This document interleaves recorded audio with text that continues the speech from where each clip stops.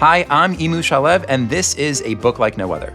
A Book Like No Other is a product of Aleph Beta made possible through the generous support of Shari and Nathan Lindenbaum.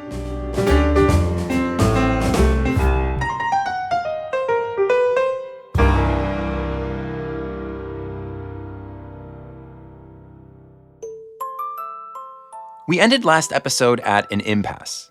Our findings had opened up all these new depths to the story of the mekallel and the moral we were meant to learn from it, but at the end of the day, what we'd seen was just a really dark downward spiral. Moshe doesn't offer the mekallel a place, which leads to the mekallel's blasphemy, which leads to the mekallel's stoning. And down the line, all this leads to Moshe's legacy being polluted by the practice of idolatry. Yes, we could see reasons, even justice in all of it, but is that really all we were meant to learn? Just there's this chain of sin and retribution? God has this heavy hand of divine justice, and when you make a mistake, it'll come and get you in the end? It felt like there's got to be more to this story than that, and it was a really dark ending. So we thought we might be missing something. And so, between sessions, Rabbi Fohrman and I, and even our producer Tikva, we all turned back to Leviticus to take a second look and grabbed our phones to share with each other what we found. Between these two sessions, Imu, you messaged me with a fascinating insight, and our producer Tikva independently messaged me with a different fascinating insight. And I'd like to try to put those two insights together, because when you put them together, I think they make something uber fascinating. That's good, because Tikva and I are in a fight. We won't message each other. We're just talking through you. So it's up to you to synthesize. That's right. I'm going to try to make peace between you guys, or synthesize your ideas. So, idea one, my message. I was interested in the context of the mekallel. You know, the texts that Rabbi Fohrman had showed us in Exodus and Judges, they'd helped us to see the mekallel in its larger historical context. But what about the story's larger textual context? Remember one of the first questions we'd asked about the mekallel story? Right? It seems so out of place in Leviticus, surrounded by these seemingly unrelated laws. That question is even stronger when you think about the ending, right? The mekallel is just stoned, and then the Torah seems to just move on? But what if that's not quite true? What if the Torah hasn't moved on? What if the laws that directly follow the mekallel story are the Torah's way of responding to the mekallel? After all, and here's what I noticed, these laws aren't really so unrelated. She said if you just turn the page, the next page is Leviticus 25, Parshat Bahar. What is Parshat Bahar all about? So Parshat Bahar is a story of Shemitah into Yovel.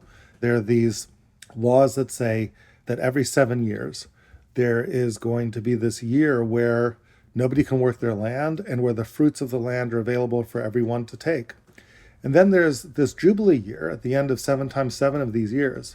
And in this Jubilee year, this year of Yovel, not only is it a time when anybody can come and take the fruits of the land, a time essentially when all the fences are taken down, but there's something paradoxical about that Jubilee year too, which is it's a time when ancestral land comes back to its original owner. So you can sell your ancestral land, and that works for a while. But in the Jubilee year, there's a reset, almost as if it's the very year that Joshua took us into the land of Israel, and the land is apportioned once again, and everybody gets their ancestral land. So you see how there's like this inherent tension in Yovel, the Jubilee year? On the one hand, Yovel, along with Shemitah, radically undermines private property. It's a time when landowners don't have exclusive rights to their own produce. But on the other hand, Yovel seems to radically reaffirm private property too. Because of Yovel, your family land is yours forever. So is Yovel really about taking down fences, or is it about putting them back up? And you can probably also see now why the laws of Yovel following the mekallel caught my attention. We have a story about a man who, at least according to the Midrash, doesn't have a place because he lacks tribal affiliation. And the people who do have a place, they won't take him in. It's all about the tension between inclusion and exclusion. Who gets access to a certain place and who does not? And now, along comes Yovel, which is a system of laws that seem to institutionalize this tension, so that every 50 years we experience both sharing the land, which is the mekallel's dream, and dividing the land, which are the conditions of possibility for the mekallel's suffering. That can't be a coincidence, right? But what's the Torah trying to tell us? To answer this question, Rabbi Fohrman began by diving a little bit deeper into the meaning of Yovel just on its own. It happens the Torah actually gives an explanation for these laws, and specifically for why ancestral land cannot be sold permanently. Ironically, it's not because family ownership of the land runs so deep. Actually, it's kind of the opposite. This is Leviticus chapter 25, verse 23. V'ha'aretz lo timacher litzmitut. The land must not be sold in perpetuity. Ki li ha'aretz. For all land is mine. Ki gerim v'toshavim atem imadi. Because you are but foreigners and settlers with respect to me, God. Ki li kol ha'aretz. All the world is mine. God says, I am the ultimate owner of private property. I will take the land and I will do with it as I please. You think you're a private property owner? You think you have rights for landed property? You don't. It appears in the world of men that you do, right? But once you take God into the equation, God is the ultimate property owner and you're just a renter. You're a ger. You're a sojourner. It's not a metaphor. Like, that's the crazy thing. Like, if we think about it, like, oh, do I own the land? Like, no, really, God owns the entire land. And then, like, Jewish property law, right, actually expresses that. It's almost as if you can live in your little illusion that in this finite world, all there is people. And in a world of people where people are the highest power, then the owner of the land is the owner of the land. But every once in 50 years, you pull back the curtain and you see that existence includes something more than people. Existence includes the creator himself.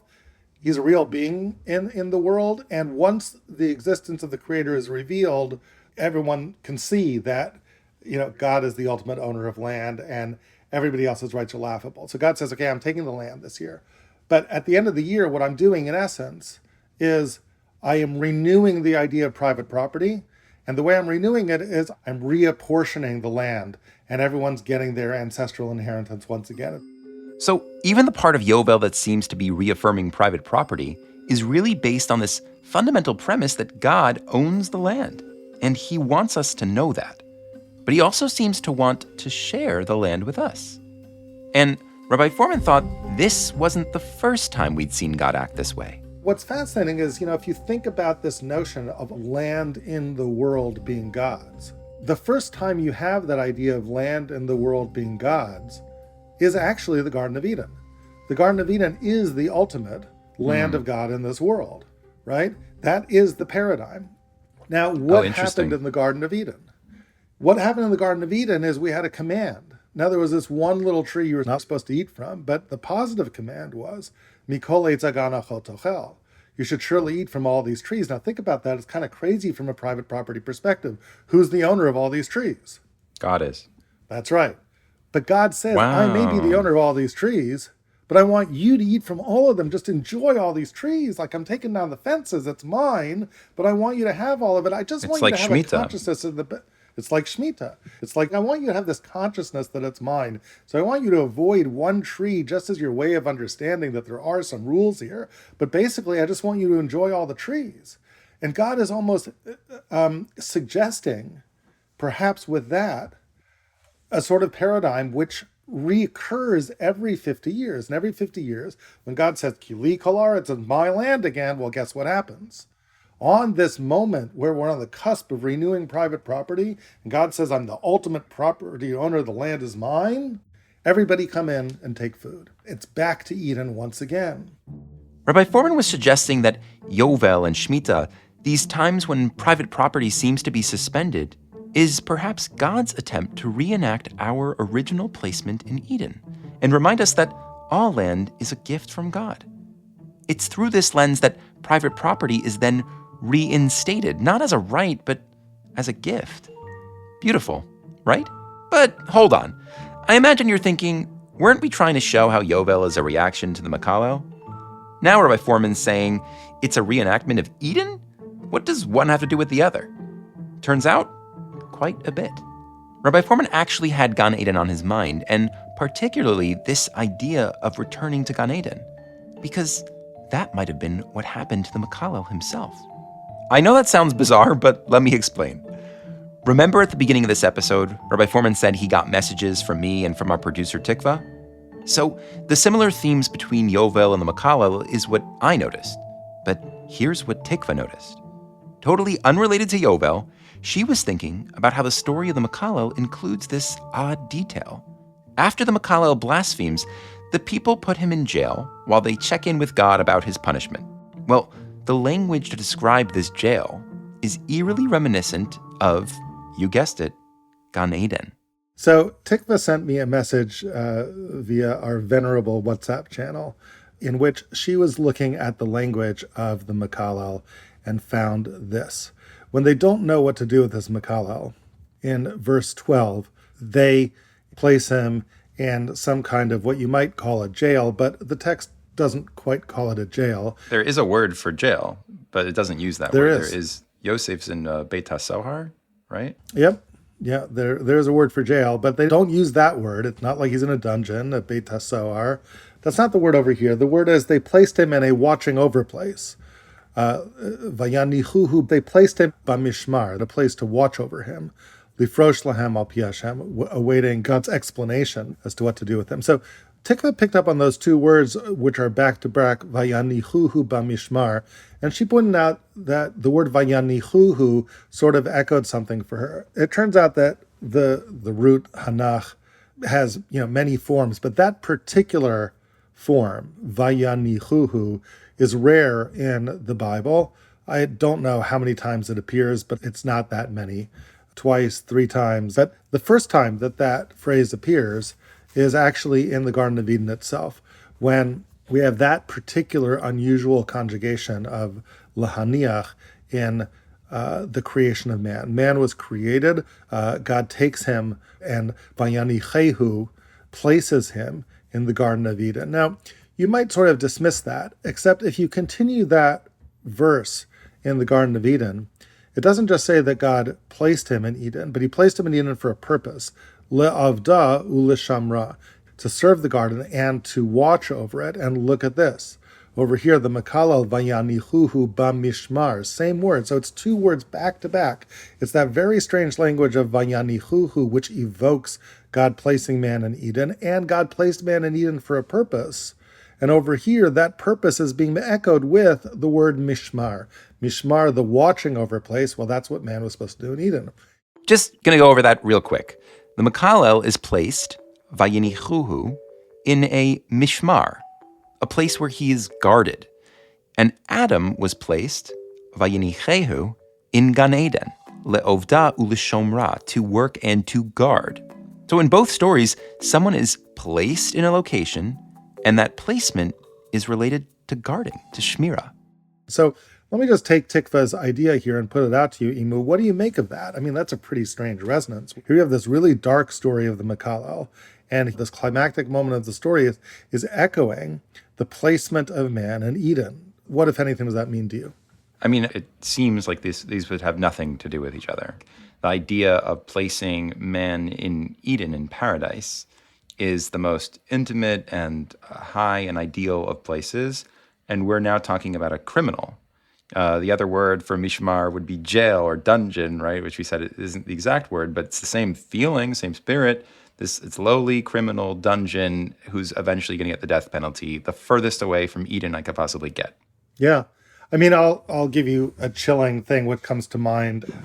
Death, it sort of depends on your perspective, what you think of death, right? I mean, from our perspective, we fear death. It's the worst thing in the world. Strangely, people who have near-death experiences tend to see it a little differently, right? The common denominator in all the stories of near-death experiences, when people are in comas and they're dead on the table and then they're revived and come back, what's the single common denominator you hear in all those stories? Have you ever read accounts of people who had near-death experiences? Yeah, you recommended one book and I could barely get through it. What was it, that book? Proof of Heaven. Proof of Heaven. I couldn't get through it because it was so crazy.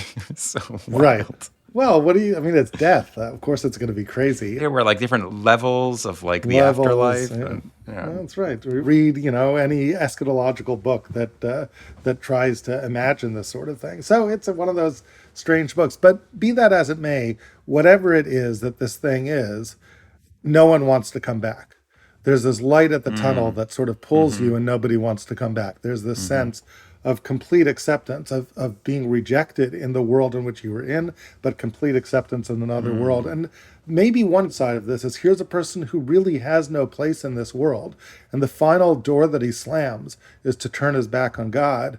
And one way of thinking about death is, it's really a bummer from a human point of view, but from God's point of view, he's just sort of gathering you in and bringing you back to a world where he's going to take you in. And, that very book, Proof of Heaven, written by a former atheist, he said the one message that he got in his 7-day experience beyond the grave is that it's okay. And no matter what you did, there's this kind of acceptance of it's okay now. And you're being taken care of and you're being loved and it's okay. And here is this person who the last door that he slammed is the door against God. And God is like, okay, there is no place for you in this world, right? So you're coming back to me in my world. And what is God's world but the Garden of Eden? And isn't it poignant that here they place him, right, in this place we don't know what to do with him? We're going to ask God. And God is like, you think you've placed him in jail, but another way of thinking of it, you placed him on the precipice of Eden. You're going to bring him back. I'm going to take him in. That's very chilling. Basically, this man who has no place in human society, and God's like, okay, I'm going to have you formally reject him, but in your rejection of him, I'm actually going to take him in. And I mean, there's I don't know, there's intimacy in all of this. In just that word that Tick was pointing out, that the jail is a mishmar, right? Like Beit HaSohar, or a dungeon, is, you throw someone in and you slam the door. A mishmar is you keep watch.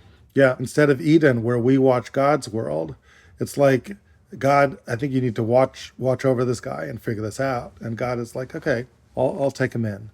And maybe that's one, flip the table over way of seeing it. And throughout this season, we'd been struggling with God's harsh treatment towards the mekallel. And even when we offered reasons for why the mekallel's punishment might have been justified, we still saw God just as this strict judge and the mekallel as a dejected man. So Rabbi Fohrman's theory here, seeing God as the caregiver who welcomes the mekallel in, really was a flip of perspective for me. I do think it's worth saying this new perspective didn't overwrite the old one, and I don't think Rabbi Fohrman intended it to. Stoning is still a severe punishment, and the text certainly presents it that way. But what I heard Rabbi Fohrman saying was that maybe the Torah was very subtly wording this one moment when the mekallel is placed in jail so that his image would evoke in us the image of Adam being placed in Gan Eden. So that would challenge us to expand our perspective, see this story not just through a human lens as it relates to the reality of this world, but also from God's view, beyond this world.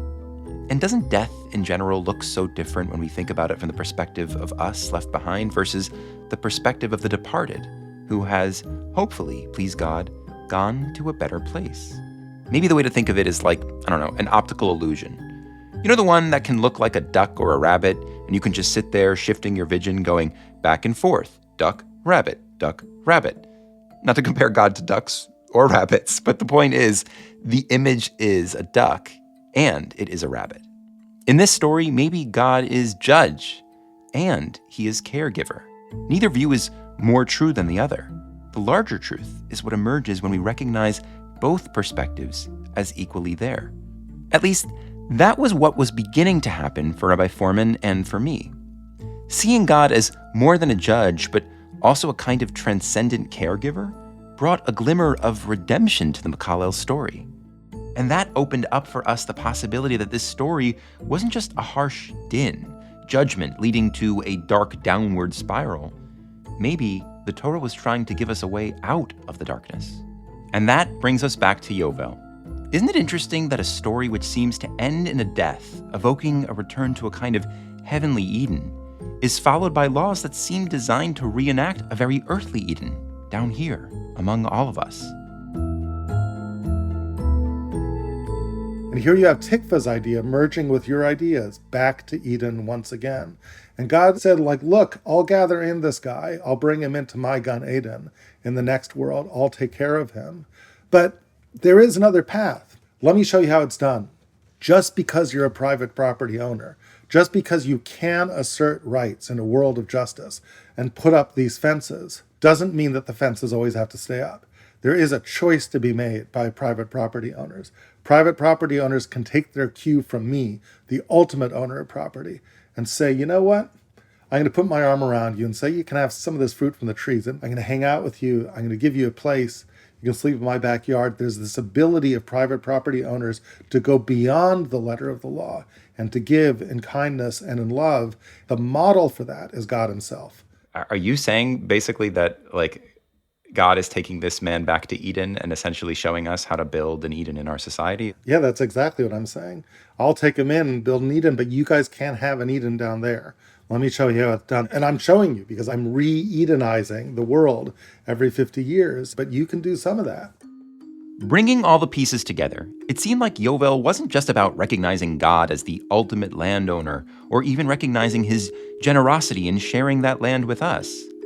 Through the lens of God as caregiver for the mekallel, Shemitah and Yovel appeared to be a continuation of this care, God's way of modeling for us how to be generous landowners ourselves, so that when the land is back in our control, we're less likely to dismiss those like the mekallel in the first place. The idealist in me loved this theory. Again, God here stood in such contrast to the judging, punishing God we've been seeing. Instead, God really did seem caring and patient. He seemed to be saying, look, you have to do better, but it's okay. I'm going to show you how, and I'll show you how over and over again. In fact, every 50 years, we'll just reset and start from the top. This was the way out of the darkness. We'd found what we'd been missing. The skeptic in me, though, not buying it. I mean, really? We're supposed to believe this is God's solution to the mekallel being ostracized? A complex 50-year cycle of economic and ecological disruption on the off chance that people will get the message and do better?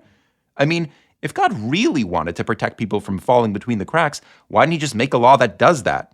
Anyone like the mekallel who falls between the cracks gets their own little plot of land. End of story. Why this whole runaround?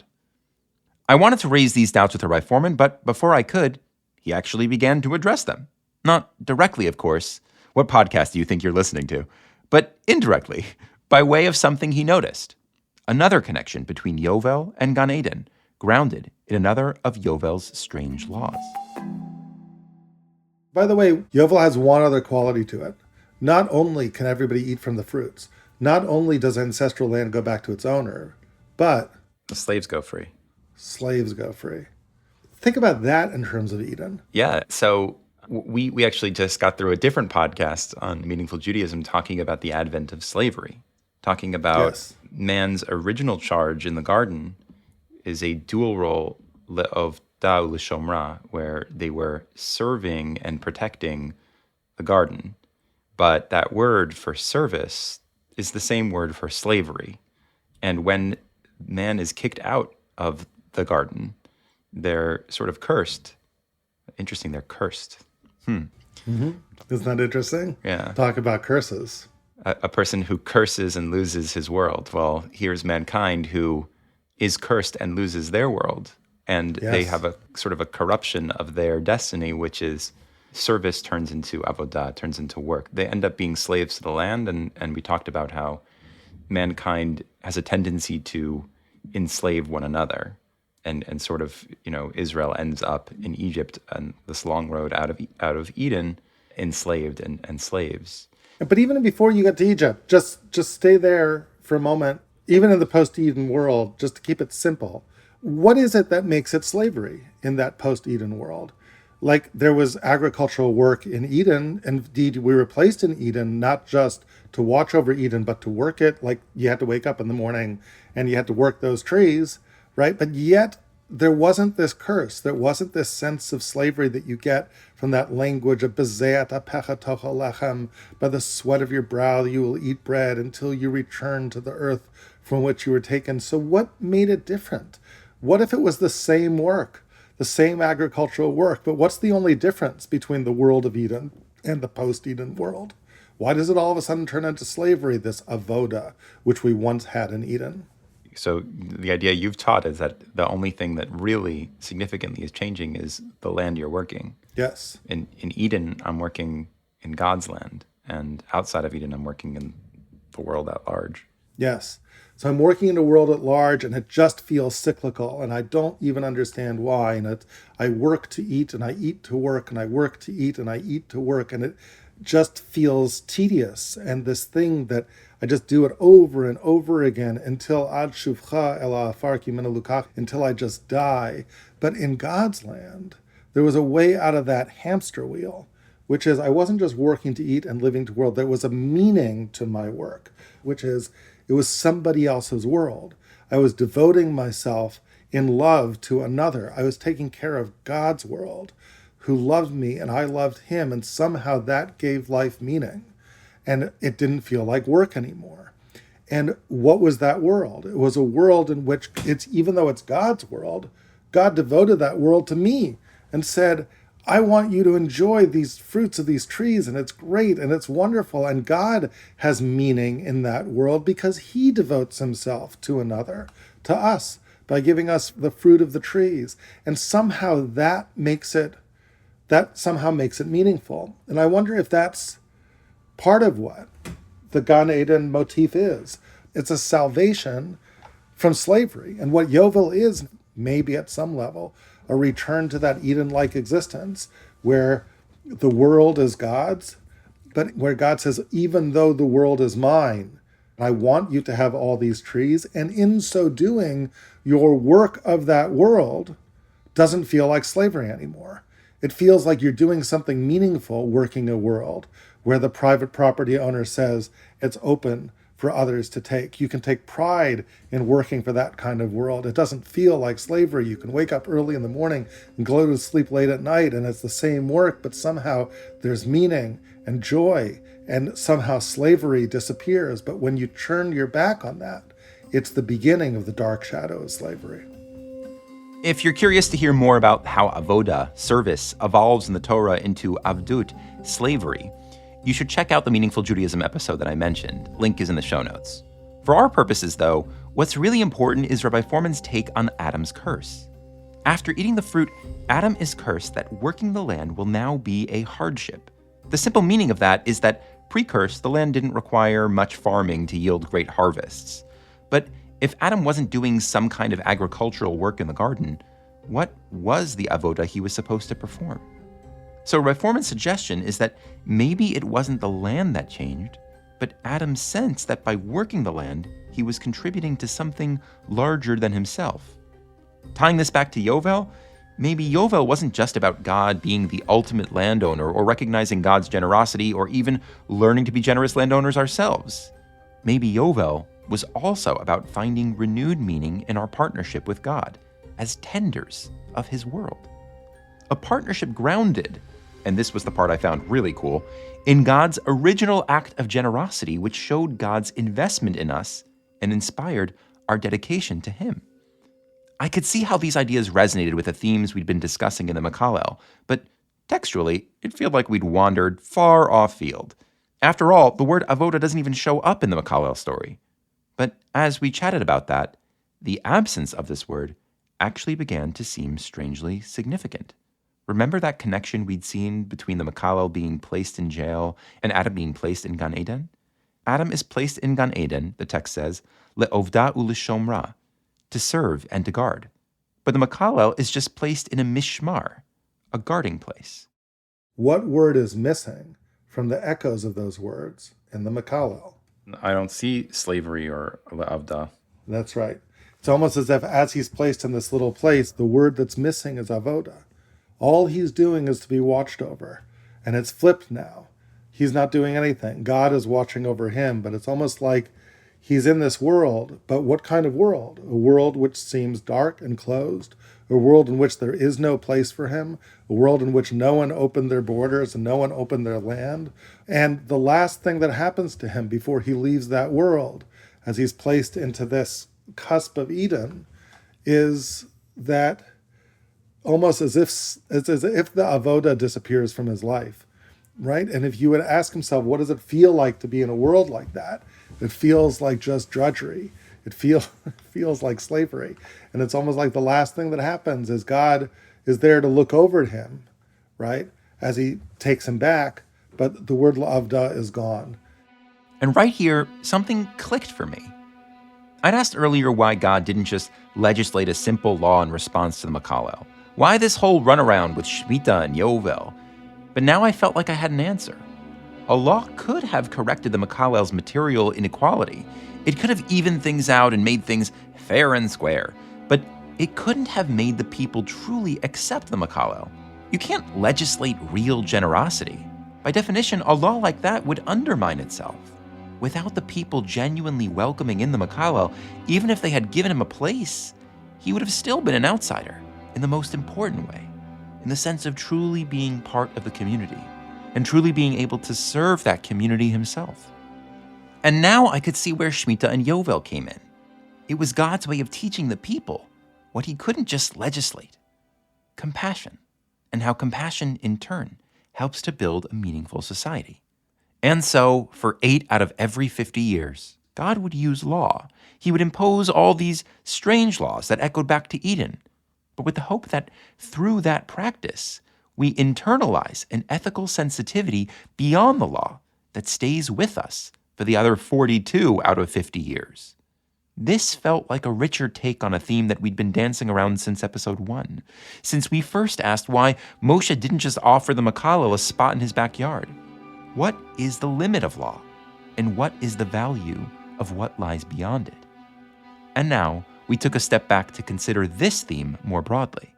This passage in Vayikra, this book that the Blasphemer appears in, probably the most famous words in Sefer Vayikra are the words that open Parshat Kedoshim. Kedoshim to you, you should be holy. Everyone struggles to understand what that means. What does it mean you should be holy? Ki kadosh ani Hashem Elokechem, because I, the Lord your God, are holy. And the Ramban has a particularly fascinating way of understanding that. The Ramban says Kedoshim to you means that you shouldn't be a menuval b'rshut Torah, right? You shouldn't be stuck on the letter of the law and find yourself being just a terrible person working within the letter of the law. And what the Ramban is really saying is that as much as God demands adherence to law, he also demands more than that. There's something mysterious that's beyond the law. So you say, well, that's really strange. I mean, there's all these laws, there's like 613 laws and all these countless other laws. I mean, like there's so many laws. What does it take to be a good person? You mean it takes more than just adhering to law? And the answer is yes, it actually takes more than adhering to law. What is this other part of this other part of the equation, other than adhering to law? The truth is, you see it in other parts of the Torah as well. Just the fact that there are other parts of the Torah other than laws.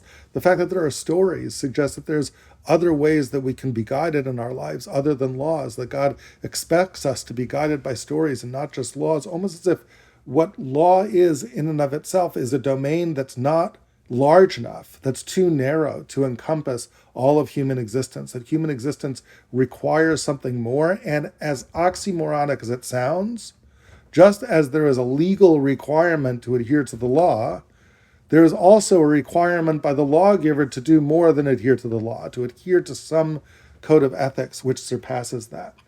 Another way of thinking about that is really thinking about two values that the Torah talks about. And it's interesting because if you look at the story of Moshe himself and the story of the mekallel, you see these values resonating with each other. I think it's these two values that we've been sort of dancing around, law and another kind of value. Maybe Imu, we can come back and explore that. But in the meantime, I think the imagery of Gan Eden as a world where God kind of models these two values in the way that he sort of stewards our understanding of private property is a fascinating and mind-opening one. I want to thank you and Tikva for opening the door to that really wonderful explanation, which frankly never would occur to me without you guys. So thank you. Yeah, thank you. Thanks for helping make sense of such a troubling story, but also a glimpse of a sort of a ray of light at a story that seems pretty dark. Seeing, almost a paradisical, is that a word? Paradisical, yeah. Paradisical view on a dark story. Thank you. At the end of this conversation, I found myself thinking back to our last 3 episodes. I'd kept asking Rabbi Fohrman for the moral of the mekallel, but I realize now what I was really asking for, Ironically, even when I was angry at Moshe for not going beyond the law, was itself law. I wanted to justify this story, and I thought I could do that if we could just pin down the moral law that would show how everyone in the story got what they deserved. We were so grounded in that one value. That's what we were looking for, and that's what we found. The law of reciprocity. Ask someone where the duck is, and that's all they'll see in the optical illusion. But as soon as we put down that lens, that's when we started seeing the other side, the rabbit, if you will, the way this story itself resonates with values beyond law and strict justice, how it transcends reciprocity to allow space for redemption. We'd seen the caring side of God, who gives you second chances, the mekallel finding a place in heaven, and the redemption of Yovel here on earth. It was a beautiful way to end the season. Well, except for one thing. Moshe. I'd forgotten about him for a second, but for all this redemption we'd found, Moshe's story hadn't changed. He'd still just left the mekallel out and his grandson paid for it. Moshe still seemed like the bad guy. Even more so now, after our discussion about the importance of generosity for building community, it was hard to relate to Moshe's coldness with anything but judgment and condemnation. Well, luckily we still had one more episode to go, and one more noticing to share. This time, something Rabbi Fohrman had noticed when he returned to the text.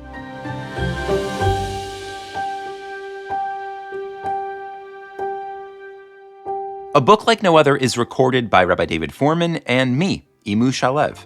Our producer is Tikva Hecht. Our managing producer is Adina Blaustein. Audio editing for this episode was done by Hillary Gutman.